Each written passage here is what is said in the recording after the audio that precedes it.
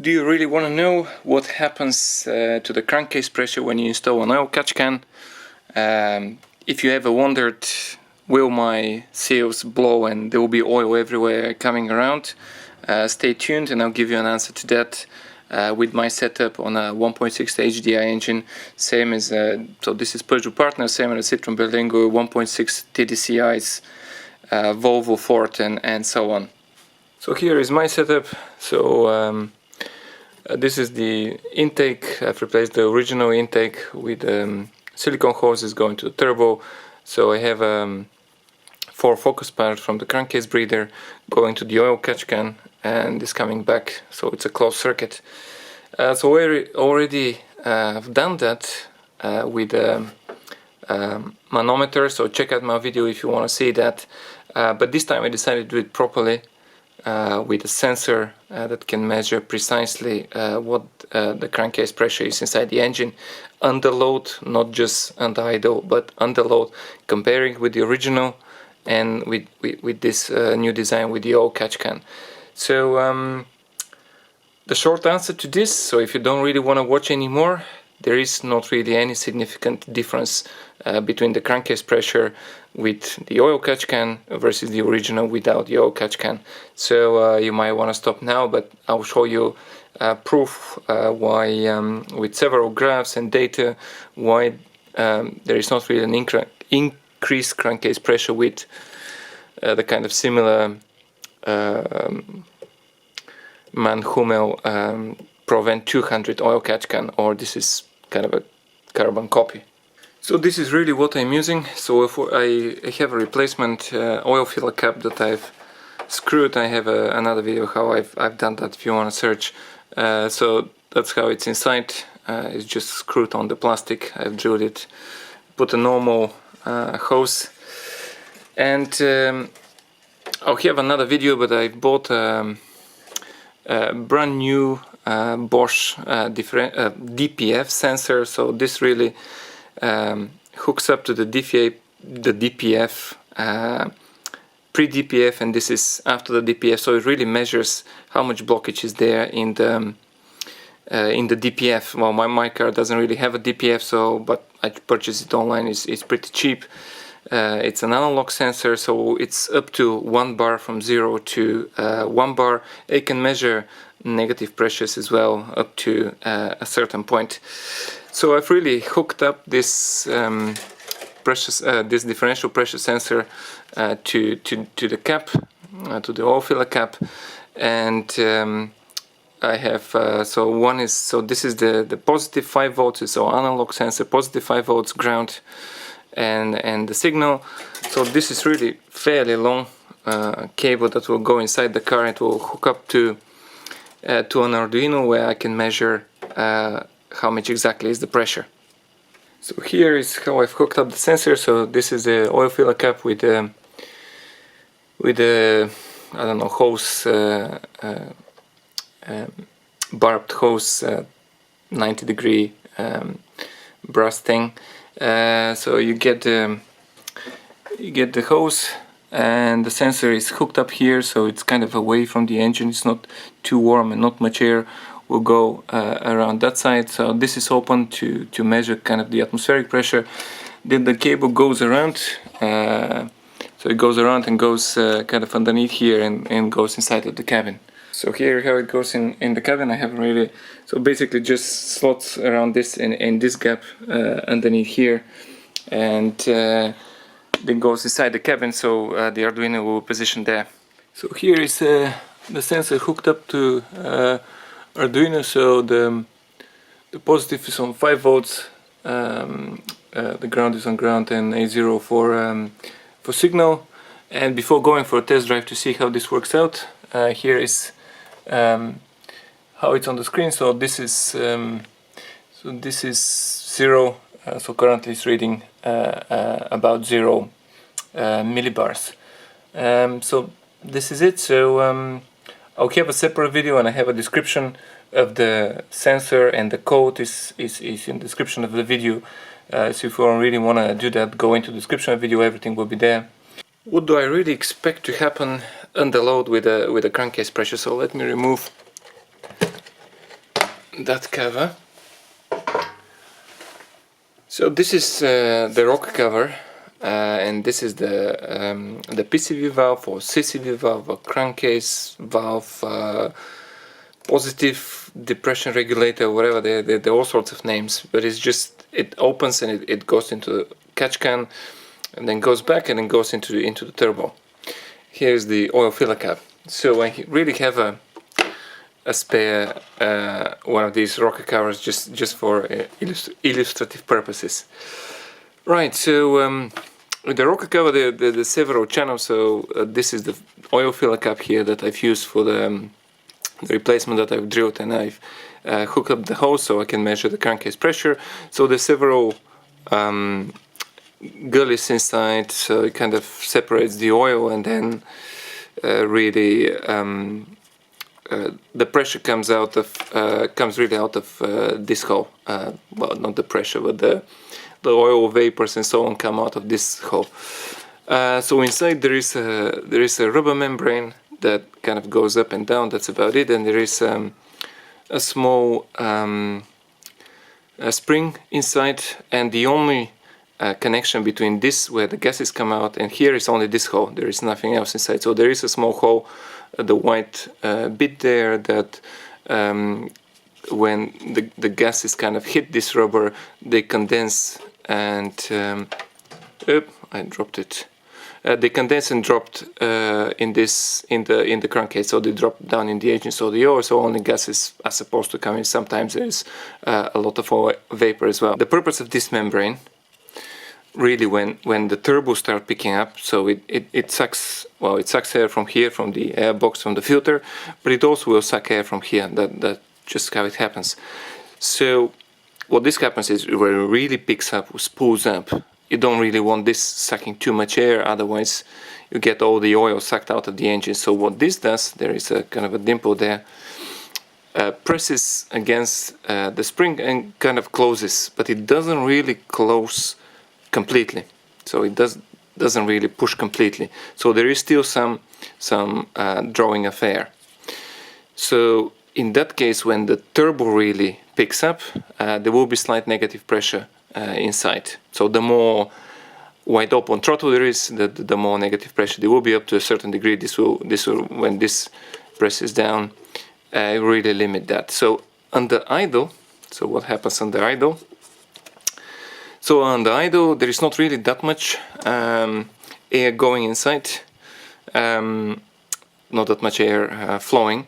So this really doesn't close, so it stays quite open. So the pressure inside the crankcase kind of builds up, and it kind of comes out under idle.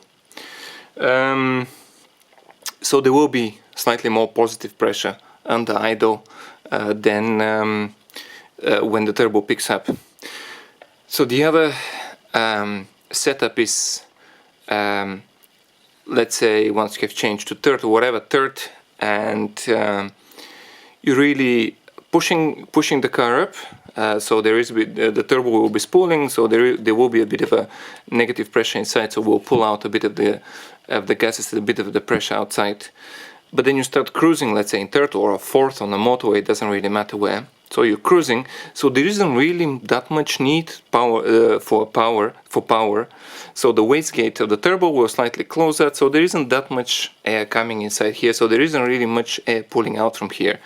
So this will actually slightly open, this membrane will slightly open, and it will be nearly the same as idle, so it will just puff pressure out. The other thing is, so if you're coasting in gear down a hill, then in that case it's basically sucking air, so it will be really basically the engine, the cylinders really want air because you're coasting. So in order not to do any say pumping losses where it's just working against it, so the EGR valve will be open as well, so there will be some air, but this will also draw some air, so it will create negative pressure, so this will also slightly close, and there will be but there will still be negative pressure inside, so the pressure will drop once you coast. I think I've covered pretty much everything. But I'll have to see in the test drive. That's what I'm expecting to see. So this is the rocker cover here. So this position. So this is really what I'm expecting to see. Now I'll go for a test drive. Oops! Oh, break this somewhere. So I'll go for the test drive with the oil catch can and actually have a look at these different situations and see how what the sensor is picking up. So I did a test run with the Arduino and the sensor in the oil filler cap, and this is a video that I did with my laptop inside of the car. But so I couldn't really look at the laptop and watch the road as well. So this is just a video. So I have a voiceover on that. So on the x-axis is really just the time. So this will go along. On the y-axis is the actual pressure in the crankcase in millibars. So 3 here, it's millibars. Here is 0. So currently I haven't yet started the video, but this is the 0 just before starting the engine. And anything that is negative means that there is a kind of a slight vacuum in the crankcase. So how did I do all this together? So for each of these tests with the oil catch can and then the original air intake, I did 2 runs kind of to warm up the engines, exactly the same route. So I was doing roughly about 12 minutes around my house. So it involved a few roundabouts, a few junctions, and a bit of A road going to about 50 miles an hour. So I mean, and then in order to warm up the engine, then on the 3rd run I was really recording, but I recorded all 3 runs, each 3 individual runs. But basically I'll be looking at the 3rd run because the engine is in operating temperature, and I can kind of compare the two. They were more similar because I cannot really influence the traffic, and I can't really get all the cars away and then do exactly the same runs. So it's fairly approximate, but it's pretty good. So to start it, so I'll start the engine now. So this is going along kind of in 0, and this is the engine under idle. Let me stop this. So here is really the engine starting, and there is a positive pressure because there is not enough air drawing, creating vacuum in the crankcase. So it's kind of, this will go along. So let's continue it. So this will go along, and it's roughly about 1.4 millibars while in idle. I think I have another video, I have another video where I did this with a kind of a U-bent hose with water inside and did some calculations. I wasn't really too sure if that's any correct. I calculated there 1.37 millibars of pressure, and yeah, I wasn't too sure if that's accurate. I thought it's fairly accurate, but who knows, some error of measurement. But this is roughly about 1.4 millibars. So this is actually, my previous manometer is quite accurate, and I'll probably stop the audio in a second because it's a bit distracting. So here is just giving it a bit of gas. I'm still not really going, just a bit of a gas. So there is the pressure really decreases, so the turbo slightly picks up, there is more air, and this is close to really to 0, to kind of atmospheric pressure. And then releasing it, then I'm giving it a bit of gas for quite longer, so it's slightly 0.5 millibar, probably less than that. And then of course idle, it's about, this is about 1.5, 1.4, I think it's roughly about 1.4. I have to say something else, that the sensor is really sensitive. So you see these squiggly lines. I performed a lot of smoothing on the signal, so it's not really raw signals. Otherwise, the raw signal was, if you see my mouse here, it was going up and down, up and down, up and down, really a lot. So I did a bit of smoothing because with the water manometer, the water has some inertia, right? So when it can't really pick these pressure fluctuations. So when it's really very quick, this pressure fluctuation that happen in the engine, you get only a small, it doesn't really move that much, the water. Where here it really moves quite a bit, so there's a lot of bit of smoothing going on. So if you put your hand above the oil filler cap while the engine is running, you'll see how it pulsates. The pressure really pulsates. It's not that smooth. So in order to make it smooth, I've made a few. So let me stop that. So don't really pay attention to this. I was driving, so I have in my ear what I'm doing, changing clutches, where I am, so I would know what I've been doing. I mean, this would be easier if I put more information, what kind of gear, what kind of RPM and so on with the Arduino, but this is, I'm really only testing the pressure, so I can explain what is being seen. So really here I'm waiting at a roundabout, and it's really basically idle, waiting to join. So then it will be first gear and then going off. So this is really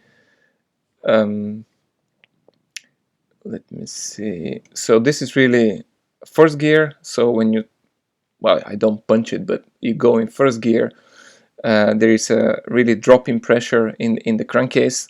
Then pressing clutch, so it slightly rises, and then so then this is second gear, and then second gear goes negative, so the turbo picks up, sucks a bit of quite a bit of air. The membrane closes down, but it can't really close that much enough.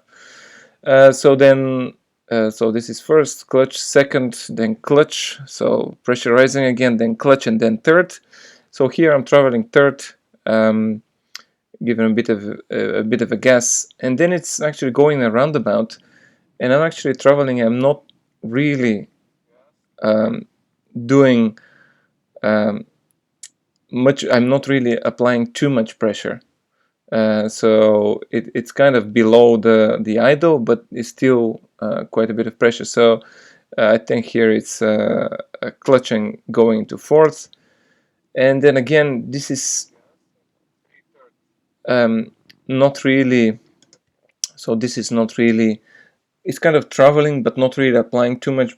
Just basically going along, not really applying too much gas. So it's actually. The turbo doesn't spool that much. It only operates whatever 10, 20, 20,000 RPM. So it's not really drawing that much air. So because there's not that much need power. It just goes along. So here on this one, I was approaching an exit road. So I really put my foot off the gas and just let it slow down with in gear, and that's where you really builds up quite a lot of negative pressure. It goes about, I'm not too sure, probably 1.5 minus 1.5 bars. So then a bit of gas, I think this was fourth or third, got a bit of third. So this is going around the roundabout, just steadily, not really that much gas. So that's why it's just above the zero. Then a bit of gas in third. Then clutch fourth, and this is really fourth. It's picking up quite a negative in the crankcase because the turbo kicks in. You want power, so then this is the clutch.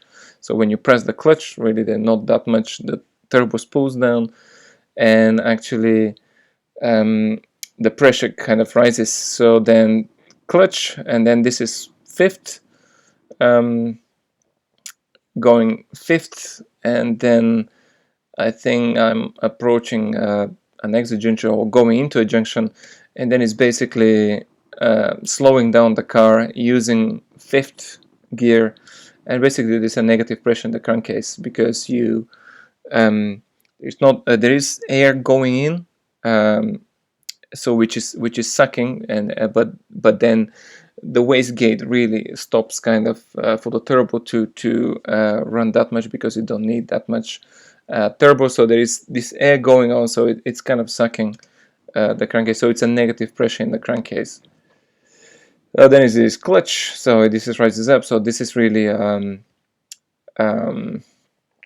waiting before a roundabout. So it's kind of idle. So it's kind of about 1.5 or so. So this is really first going pretty steadily in the negative. So this is clutch going, and this is the clutch which the pressure slightly rises. Then this is second, clutch. So this is clutch going third, and then this is third, which I'm going just around the roundabout, and it's about idle. So it's actually nearly the same as idle. This is going third around the roundabout, not really putting too much gas, just going along, keeping I don't know, it was fairly big roundabout, so it's roughly about 30 miles an hour or 50 kilometers. So this is really going around the roundabout. So this is gas into third, so it goes quite negative. So then clutch fourth, it really goes quite negative actually in fourth, because I was trying to pick up speed in order to join an A road. So this is the clutch, and then fifth. So this is really a bit of negative pressure from the fifth. It goes again quite well. That's, I mean, I'm releasing, so it's not really continuous, so it's not I'm punching it absolutely, so there was probably another car or something. So this is really joining an A road, so I'm applying the gas a little bit, and then this is really starting a cruise control here. So I'm traveling about 50 miles an hour here, and I'm in cruise control, and this is roughly about, if I stop, so I have to wait it, but it's just slightly under idle. So when it's traveling just cruising, this was 50 miles an hour, fifth gear, I don't know how many RPMs, 2,200 RPMs or something like that. I don't know, 2,000 RPMs, let's say. I don't quite remember. So it's really it's quite actually doesn't really suck that much air, doesn't really generate that much air. The EGR is open, so it puts a bit of air inside, so it doesn't really suck that much air through the air filter. So you really get some pressure, well, less than 1.4 millibars, which is not that much. So this is really exiting this A road, and this is in gear, fifth gear, trying to slow down, approaching roundabout. So this is really goes quite negative pressure, and then clutch stopping to a roundabout. So this is exactly the same what I was expecting, exactly the same as in as the I was explaining just the previous part of this video, that the different bits. So the next is really to record these, swap the original, and look into the actual graphs. What are the maximum values, what are the minimum values, what are the distribution of these, basically comparing what are the maximum values with the oil catch can and the original intake. So one would say that with the oil catch can there is a lot more restrictions, so this will be higher, this idle or whatever, traveling at 50. So really try to absolutely make sure it's the same journeys, but of course, I mean, I couldn't really make sure that they're exactly the same journeys. So there was a car here and there, so I had to wait, probably not applying the gas or the brake is the same. I mean, I tried to make it exactly the same, but you can't always make it the same. So now I've returned the original. So this is the original intake in the crankcase and the turbo. So I've removed all the pipes from the turbo. So I've left the oil catch can in there. I don't know why. Well, it's easier to leave it here. The air intake is the same, so not really to affect anything. And the sensor is still in with the same position, nothing really different. So now for a couple of test drives to see what the values are with the original intake. So I just really removed everything just to put in the oil catch can, and actually what one can see with the original design, so I try to turn the camera, with the original design there's really started to really blow a lot of oil everywhere. It's much more oily around the turbo, so it actually sprays quite a bit of oil. So let me see if I can show it somehow different. It just sprayed everywhere with the oil catch can. It's not really that much oil. finally have the results, and here what they look like. This is an R, the R programming language that I'm using is just I can do some things slightly better than Excel, so it's much easier. So what the data looks like here on the top corner. So this is the original intake. So the first column is milliseconds, and the second column is the pressure in millibars. This is just the number of rows. So roughly there is a measurement roughly about every 63 milliseconds, or roughly about 60 milliseconds. So there is a measurement of the crankcase pressure every roughly about 60 milliseconds. So that is pretty frequent. So this is how the data looks like. So it's the same with the oil catch can. So these numbers are roughly idle. So this is roughly about 1.3 roughly about 1.3 millibars. So my previous video where I had the U-bend manometer with the water and the kind of the manual manometer, I calculated roughly about 1.37 millibars. So this is really, it was really accurate. So this is about the same. And for this is the oil catch can setup. So the same numbers. They're slightly higher here, but I'll show at the end that they do not really differ. It's just some fluctuations here and there. So first, how does the data look like in terms of, this is all the data. So it's roughly about 12 minutes. So these are on the x-axis is milliseconds, and on the y-axis is pressure in millibars. So this is the original intake, and so here is the beginning. So here are the same peaks. So here was going coasting in gear, and then probably coming to a roundabout, then probably first, second, and then going along because it's lower than the original. So this was probably the highest for the original intake, and so on. So these are the same peaks and values. So how does the data look like for the with the oil catch can? I mean, it's roughly about the same. I mean, of course there will be differences. I mean, I couldn't influence the traffic and so on. So the zero is really the atmospheric pressure, basically no difference at all with the atmospheric pressure. And so with the start, so at the beginning is zero, so with the start, so at the end I have a slightly higher for the oil catch can, just the sensor. I only calibrated at the beginning, I don't really calibrating during running. So that's how the data looks like, nothing really interesting. So if I really put a histogram, so this is the distribution of the data for the original intake. So on the x-axis is pressure in millibars, on the y-axis frequency. So so let's say most of the values were about 1.5 millibars, and then roughly under 1 bar, and then around 0. So this is because the majority, so these are really binned into different bins, and this is the frequency, how many occur at that for that particular millibar. So the majority are roughly about 1.3, 1.4 millibars for the original intake, and this is because I've waited for traffic, and it goes into idle, or when you travel along 50 miles an hour, you get roughly about the same as idle. So this is how the original looks like, and this is how the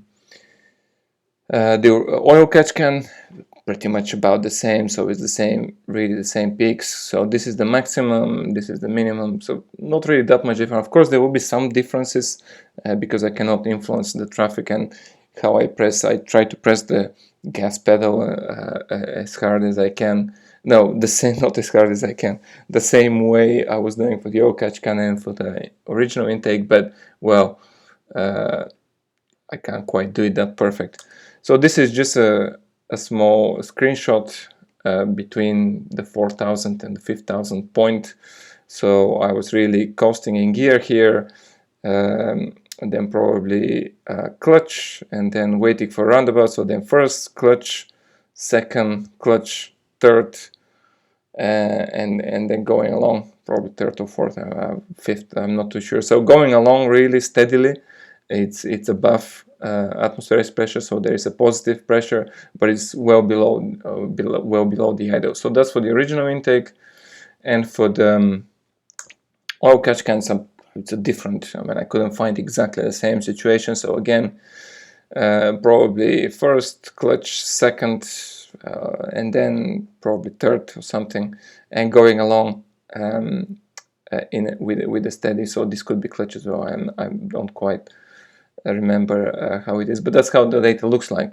So if I really plot these two distribution along each other, so the crankcase, so the original is in blue, and the oil catch can is in red. So on the x-axis the pressure in millibars, so 0 is atmospheric pressure, so not really any difference in the crankcases compared to the atmosphere. And here is on the y-axis is how many of these observations there were. So let's say, so the same thing, this is just distribution, but looking at it differently. So the majority of both runs were about 1.3, 1.4 millibars. So they're slightly different, really. So I have a bit more on the red, a bit to the right, a bit higher. So it means that I've waited for traffic more. So I had more idle here. So there's a lot more just under 1, so probably going 50 miles an hour steadily, more steadily going with the original than as compared to the oil catch can here in the red, here roughly about the same. So I had, for the oil catch can, I had more going to gear because this is higher, just longer time going to gear, slowing down than as compared to the original. But well, I mean, I couldn't really quite make it the same. So this is the data, and just to have a quick summary of that, so this is really the summary. So basically it's good to look at the mean. So what is really, well, first what I was really interested in, what is the maximum of both. So this is the original intake, so the maximum is 1.62 millibars, and the maximum for the oil catch can is 1.63 millibars. So it's not really any difference. This is really just no different whatsoever. So if we look at the mean, so for the original is 0.53 millibars, and for the oil catch can 0.56, slightly higher mean. So probably because I was here going more. If you really wait a lot in traffic, this will be always higher. So the median, just slightly different, really about the same. Even the oil catch slightly lower, but that I suspect is some just variability. The minimum, when I was costing, this is really higher, so the blue is slightly more minimum as compared to the oil catch can, but I did several runs on that. Sometimes the oil catch can was slightly lower minimum, like -2, and in the video you saw it went to -4 when you punch it. So I didn't really hit the gas pedal too much. I didn't give it the beans, sort of speaking, on this particular run. But there's really, in most of the runs, sometimes this was slightly higher, this was slightly higher, but there's not really that much difference. So if there is 10% difference, you would expect, or 5-10% difference. So it's really basically within margin of error. There is not really that much difference between the two maximums. So I did several runs. I can plot all these, but there wasn't really any difference with the oil catch can, or at least with this particular oil catch can, because the ports are 25 milliliters, not milliliters, millimeters. So perhaps there is not that much difference in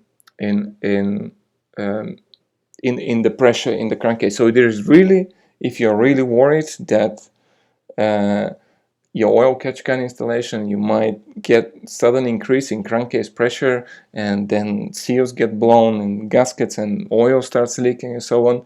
Yeah, you shouldn't be really afraid at all. There is not really any difference whatsoever. It's really marginal differences. It's a couple of percentages, 1 or 2%, which could be just because I've stayed in idle. It's just fluctuation here and there, so it's not really that much of a difference. And to bear in mind, 1.6 millibars of pressure is really nothing. It's just a puff of air. It's when you puff slight air, it's about 1.5 millibars, 2 millibars, or slightly longer puff of air. You probably go to 3-4 millibars. So this is nowhere near that. So if you're really afraid that your oil catch can installation might get blowing some seals, don't really. It's absolutely fine. So thank you very much indeed for watching. I hope this was really fairly conclusive, that there is not really that much difference with this particular oil catch can. It's not really particular difference in crankcase pressure with the original intake. So it's only positive installing oil catch can. So please subscribe. I'll have more updates on that one, because I'm thinking of putting a second oil catch can. So I'll see if this really, then the difference might be slightly more, because it's slightly the other oil catch can has a slightly narrower